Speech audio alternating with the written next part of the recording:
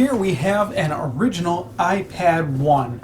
This was gifted to me by Auntie, and basically it does not work. Why doesn't it work? Because like many old or obsolete products, it was placed on a shelf after it got replaced by iPad 2, 3, whatever, and down the line and down the line. Well, what happens is, because it sat on the shelf for so long, the battery eventually died and dropped below the iPad's cutoff level, and basically the battery management said, okay, the battery went too low, there might be something wrong with it, or it might have shorted out, or some other idea that it might have had, and I'm not going to let it be charged anymore. Now, usually you drop a whole bunch of money and get a replacement new battery. But if there's nothing wrong with it, why do that? In this case, it just self-discharged below that little bit of a cutoff level, and there's most likely absolutely nothing wrong with the battery.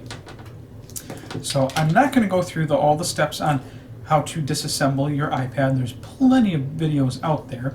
But what we are going to do is I show you how to access the direct battery terminals to put some charge back in the battery to bring it up to a level where it says, oh, okay, I guess the battery's fine, the voltage is at a good level, I'll let you charge it and use the product normally now.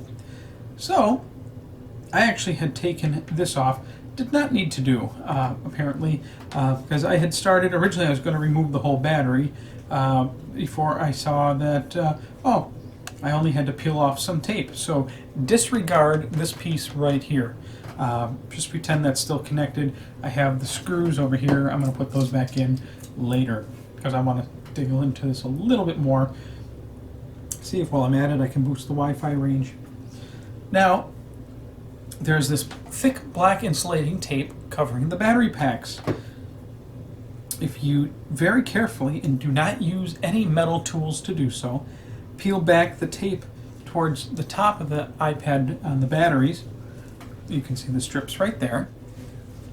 Peel the tape off, and if you see, there is a now bare direct battery cable terminal there, the tab, another one there, another one here, another one here. Now, I actually only had to peel off on one of the batteries. This is, as a pack, this is a whole, but there's actually two cells in here, totaling a total of 24.8 watt hours.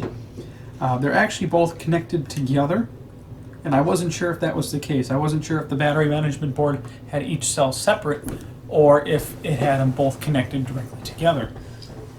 I found they are connected together, and I labeled them positive, negative, positive, negative. Now, to be on the safe side, always verify on your own, for your own specific device, if you are going to attempt this. But we are at 2.28 volts per cell. That is too low. So we want to bring that up. Now, I have a special benchmarking lithium charger here. Actually, it'll charge just about any portable style cell. So what I'm going to use this to put a little juice back into these batteries here. So I have just a little adapter that I got and use some alligator clips. So let's see which one has the best space on there for me. I think we're going to go over here, clamp one on there, and then I'm going to go, I think, over to this one here. Yep, good. You gotta be careful not to touch any of the surrounding metal so you don't short anything out. So right now, oops, slot.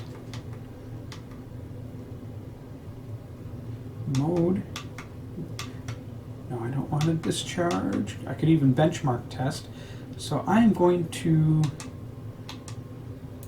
put some power back in. I could actually do up to 2 amp, but because these cells are so low, you want to try and do it at a lower level. You can use pretty much any lithium charger. I just like to play on the safe side, and a nice low current. Okay, so it's charging at 200 milliamp. I mean, this is actually a really high capacity battery. So The BMS should be good at about 3.2 to 3.5 volts to charge via the standard charger. So we're going to cut the video now, and I'm going to let this go. I could even let it go all the way till full if I wanted to. And benchmark the batteries to see how much capacity has been lost over time. But I'm not going to do that. I'm going to get enough in there. I'll probably go to 3.5 volts roughly, and then let the iPad itself take care of the remainder of the charger. So let's cut the video. Already up to 2.71. Now, chances are, if your iPad has done this, it has suffered some permanent battery capacity loss at the same time. So do not expect the same runtime out of it. For me, I'm actually going to be mounting this one on the wall and have it display real-time YouTube stats for my channel, as well as live comments. And since iPad 1 doesn't have a camera, I can't use it for live streaming or anything like that. And so I'm going to use it like that. There's such low-powered devices. It costs next to nothing to keep operational. And I might use it for watching Netflix while I'm working in my office. We are back. It actually took quite a while on my special smart charger to get enough power into the iPad. And I did test it to make sure I had enough power in there, as it's very finicky of when it turns back on.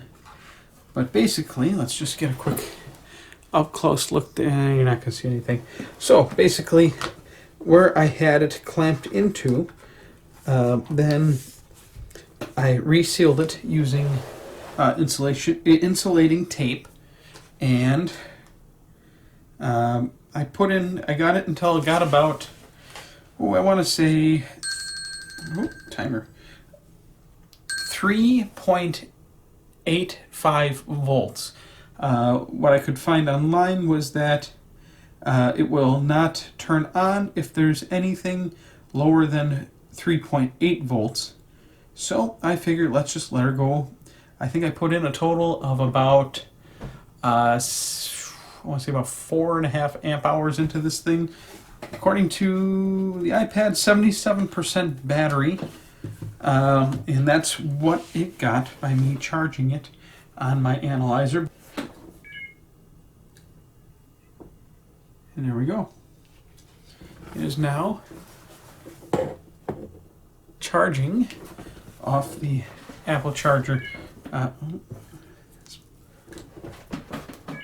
Oh, that's what it is. Extension cord's coming out of the socket, but there we go. Charging off of the standard Apple charger using a 88-cent third-party charging cable, and it is charging. I now have a pretty much completely usable iPad 1. I just hope I can get some sort of Netflix on here for working in the office, but that is how you jumpstart an iPad 1. Smile, cheese.